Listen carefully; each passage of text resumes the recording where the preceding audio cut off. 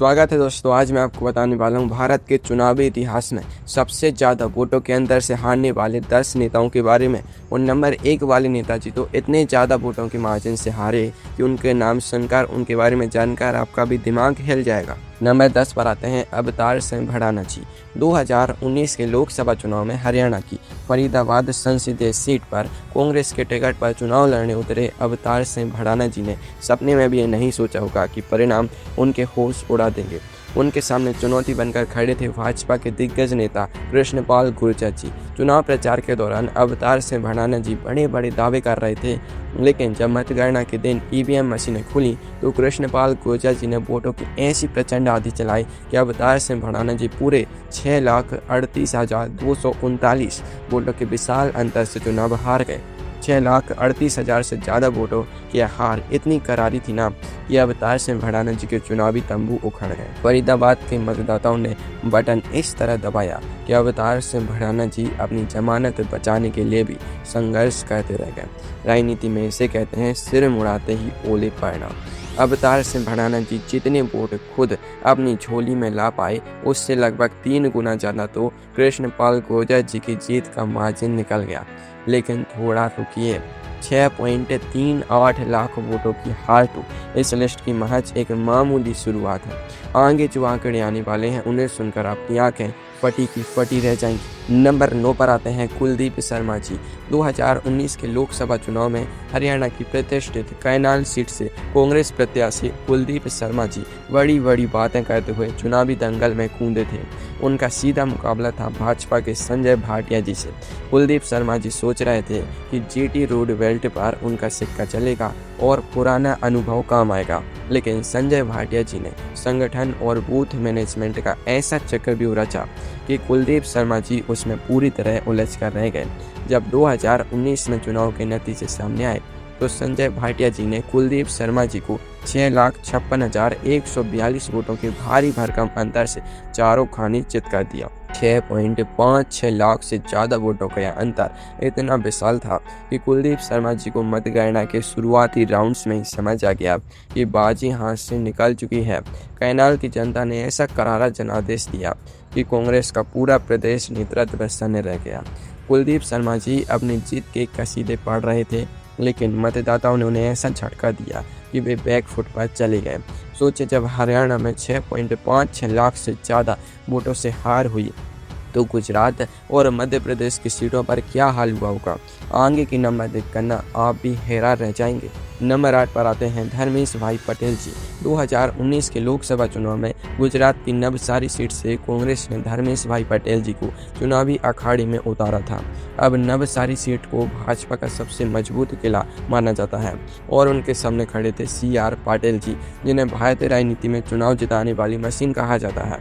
धर्मेश भाई पटेल जी ने पूरे क्षेत्र में घूम घूम कर खूब पसीना बहाया, बड़े बड़े वादे किया, लेकिन CR पाटिल जी की संगठनात्मक ताकत ने कि आगे उनकी एक न चली। जब 2019 की मतगणना समाप्त हुई तो CR पाटिल जी ने धर्मेश भाई पटेल जी को पूरे 6,89,668 वोटों के प्रचंड अंतर से धूल चटा दी। लगभग 6.9 लाख वोटों के अंतर देखकर धर्मेश भाई पटेल जी के होश फाख्ता हो गए। नवसारी के मतदाताओं ने एक तरफा वोटिंग करके धर्मेश भाई पटेल जी के सारे चुनावी दावों की हवा निकाल दी। CR पाटिल जी की वोटों की आंधी ने धर्मेश भाई पटेल जी का जहाज ऐसा डूबा कि उसका नामो निशान ही नजर नहीं आया। लेकिन ठहरिए, क्या आप जानते हैं कि इसी नवसारी सीट पर आगे चलकर इससे भी बड़ा रिकॉर्ड बनने वाला था। नंबर 7 पर आते हैं अशोक राव पाटिल जी। 2014 में महाराष्ट्र की बीड लोकसभा सीट पर हुआ यह मुकाबला भारतीय चुनावी इतिहास के पन्नों में हमेशा के लिए दर्ज हो चुका है। पूर्व केंद्रीय मंत्री गोपीनाथ मुंडे जी के आकस्मिक निधन के बाद हुए इस उपचुनाव में भाजपा ने उनके सुपुत्री डॉक्टर प्रीतम मुंडे जी को मैदान में उतारा। कांग्रेस ने अपनी साख बचाने के लिए अशोक राव पाटिल जी को उनके सामने खड़ा कर दिया, जो उनकी सबसे बड़ी भूल साबित हुई। बीड की जनता में सहानुभूति और जन समर्थन का ऐसा तूफान उठा कि डॉक्टर प्रीतम मुंडे जी ने अशोक राव पाटिल जी को पूरे 6,96,321 वोटों के अंतर से करारी मात दी। अशोक राव पाटिल जी के लिए यह चुनाव किसी भयानक बुरे सपने जैसा रहा। 6.96 लाख से ज़्यादा वोटों का अंतर उस दौर में देश के पूरे संसदीय इतिहास की सबसे बड़ी हार का रिकॉर्ड बन गया था। अशोकराव पाटिल जी को कुल जितने वोट मिले भी नहीं, उससे कई गुना ज़्यादा वोटों के अंतर से डॉक्टर प्रीतम मुंडे जी जीतकर सीधे दिल्ली पहुंच गई। लेकिन थोड़ा धैर्य रखिए, 7 लाख की हार भी इस लिस्ट का टॉप रिकॉर्ड नहीं है। नंबर 1 का आंकड़ा देखकर आपके रोंगटे खड़े हो जाएंगे। नंबर 6 पर आते हैं अभिजीत दास जी। 2024 के लोकसभा चुनाव में पश्चिम बंगाल की high profile Diamond Harbour seat से भाजपा ने अभिजीत दास जी को मैदान में उतारा था। उनके सामने खड़े थे तृणमूल कांग्रेस के ऑल इंडिया जनरल सेक्रेटरी और ममता बनर्जी जी के भतीजे अभिषेक बनर्जी जी। अभिजीत दास जी ने बंगाल में भाजपा के कैडर का सहारा लेकर बड़ा उलटफेर करने के सपने देखे थे, लेकिन जब 2024 में ईवीएम खुली तो अभिषेक बनर्जी जी ने अभिजीत दास जी को 7,10,930 वोटों के विशाल अंतर से शिकस्त दे दी। 7.1 लाख वोटों से चुनाव हारना किसी भी नेता के लिए बहुत बड़ा राजनीतिक सदमा होता है।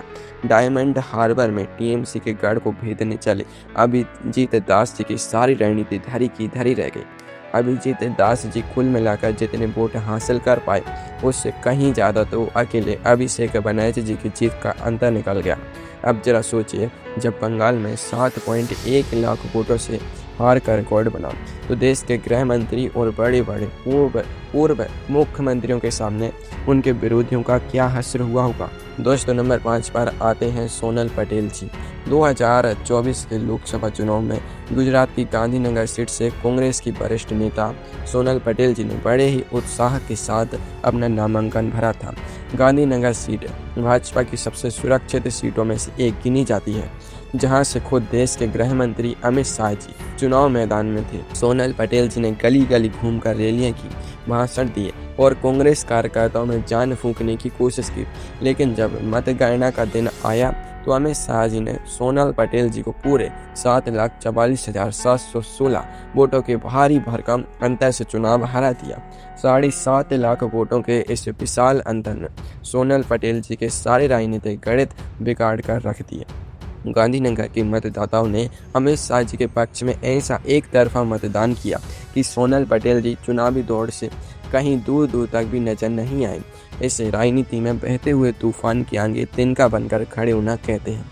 लेकिन अभी रुकिए, इस लिस्ट में एक ऐसा नेता भी है जो नवसारी सीट पर 7.7 लाख से ज़्यादा वोटों से हारा है। नंबर 4 पर आते हैं नौशाद देसाई जी। 2024 के लोकसभा चुनाव में गुजरात की नवसारी सीट से कांग्रेस ने अपने वरिष्ठ नेता नौशाद देसाई जी को मैदान में उतारा था।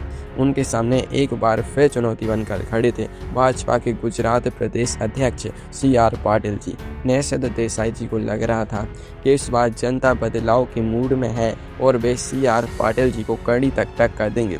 लेकिन जब नतीजे आए तो CR पाटिल जी के इलेक्शन मैनेजमेंट का जादू एक बार फिर देखने को मिला। CR पाटिल जी ने नौशाद देसाई जी को पूरे 7,73,551 वोटों के विशाल अंतर से धूल चटा दी। 8 लाख वोटों का यह अंतर इतना बड़ा था कि इसे देखकर खुद कांग्रेस का आलाकमान दंग रह गया। नौशाद देसाई जी के लिए नवसारी का यह चुनाव नतीजा किसी वज्रपात से कम नहीं था। CR पाटिल जी ने 2019 में बनाए अपने ही रिकॉर्ड को तोड़ते हुए ऐसी सुनामी लाई कि नौशाद देसाई जी का नाम इतिहास के पन्नों में दर्ज हो गया। अब आगे आ रहे टॉप 3 नेता जिनके हार के आंकड़े देखकर आपकी सांसें थम जाएंगी। नंबर 3 पर आते हैं प्रताप भानु शर्मा जी। 2024 के लोकसभा चुनाव में मध्य प्रदेश की विदिशा सीट से कांग्रेस ने अपने पुराने दिग्गज नेता प्रताप भानु शर्मा जी पर दांव खेला था। उनके सामने खड़े थे मध्य प्रदेश के पूर्व मुख्यमंत्री शिवराज सिंह चौहान जी। शिवराज सिंह चौहान जी की लोकप्रियता और विदिशा की जनता से उनके पारिवारिक जुड़ाव यानी प्रताप भानु शर्मा जी का टेक पाना नामुमकिन साबित हुआ। जब वोटों की गिनती शुरू हुई तो शिवराज सिंह चौहान जी ने प्रताप भानु शर्मा को 8,21,408 वोटों के ऐतिहासिक अंतर से करारी मात दी। 8.21 लाख वोटों से चुनाव हारना किसी भी बड़े नेता के करियर पर बहुत भारी पड़ता है। विदिशा में शिवराज सिंह चौहान जी की ऐसी आंधी चली कि प्रताप भानु शर्मा जी के चुनावी कैंप पूरी तरह उखड़ गए। विदिशा के मतदाताओं ने यह साबित कर दिया कि जब उनका लोकप्रिय नेता मैदान में उतरता है ना, तो विरोधियों के पास हार स्वीकार करने के अलावा कोई रास्ता नहीं बचता। लेकिन 8.21 लाख की हार भी नंबर 1 और नंबर 2 के रिकॉर्ड के आगे छोटी लगती है, क्योंकि वहां तो 10 लाख से भी ज़्यादा वोटों की हार हुई है। नंबर 2 पर आते हैं बदरुद्दीन अजमल जी। 2024 के लोकसभा चुनाव में असम की धुबरी सीट से AIUDF के प्रमुख और लगातार 3 बार के सांसद बदरुद्दीन अजमल जी चुनावी दंगल में थे। बदरुद्दीन अजमल जी को पूरा भरोसा था कि धुबरी उनका ऐसा अभेद्य किला है जिसे कोई ढहा नहीं सकता। लेकिन कांग्रेस प्रत्याशी रकीबुल हुसैन जी ने ऐसी राजनीतिक चाल चली कि बदरुद्दीन अजमल जी पूरे 10,12,476 वोटों के अंतर से चुनाव हार गए। जी हाँ, पूरे 10,12,000 से ज़्यादा वोटों की हार। 2 जीवित और मुख्य प्रत्याशियों के बीच सीधे मुकाबले में यह भारत के पूरे संसदीय इतिहास की सबसे बड़ी और शर्मनाक हार का रिकॉर्ड है। बदरुद्दीन अजमल जी का बरसों पुराना राजनीतिक वर्चस्व एक ही झटके में ताश के पत्तों की तरह बिखर गया। रकीबुल हुसैन जी ने धुबरी में ऐसा धुआंधार प्रदर्शन किया कि बदरुद्दीन अजमल जी अपनी जमानत और साख दोनों गंवा बैठे। अब आ रहे हैं नंबर 1 पर, जहां हार का एक ऐसा अनूठा रिकॉर्ड बना जिसे सुनकर पूरी दुनिया का हर नेता हैरान रह गया था। दोस्तों, नंबर 1 पर आते हैं संजय सोलंकी जी। 2024 के इंदौर लोकसभा चुनाव की यह घटना भारतीय लोकतंत्र के इतिहास में सबसे अनोखी और अजीब मानी जाती है। चुनाव प्रक्रिया के दौरान कांग्रेस प्रत्याशी ने ऐन मौके पर अपना नामांकन वापस ले लिया और भाजपा में शामिल हो गए। इसके बाद मैदान में मुख्य मुकाबला भाजपा के शंकर लालवानी जी और BSP के संजय सोलंकी जी के बीच सिमट कर रह गया। जब मतगणना वाले दिन EVM मशीनें खुली तो शंकर लालवानी जी ने संजय सोलंकी जी को पूरे 11,75,092 वोटों के अंतर से ऐतिहासिक मात दी। यह भारत के पूरे संसदीय इतिहास की सबसे बड़ी जीत और संजय सोलंकी जी के नाम सबसे बड़ी हार का कभी ना टूटने वाला रिकॉर्ड बन गया। संजय सोलंकी जी को पूरे चुनाव में कुल मिलाकर मात्र 51,659 वोट मिले, जबकि दूसरे स्थान पर कोई जीता जागता प्रत्याशी नहीं बल्कि नोटा रहा, जिसे 2.18 लाख से ज़्यादा वोट मिले। यानी संजय सोलंकी जी न सिर्फ 11.75 लाख वोटों के भारी अंतर से हारे, बल्कि वे निर्जीव नोटा से भी 4 गुना ज़्यादा बुरी तरह हार गए। राजनीति में ऐसी अकल्पनीय हार का उदाहरण पूरी दुनिया के इतिहास में ढूंढने से भी नहीं मिलता।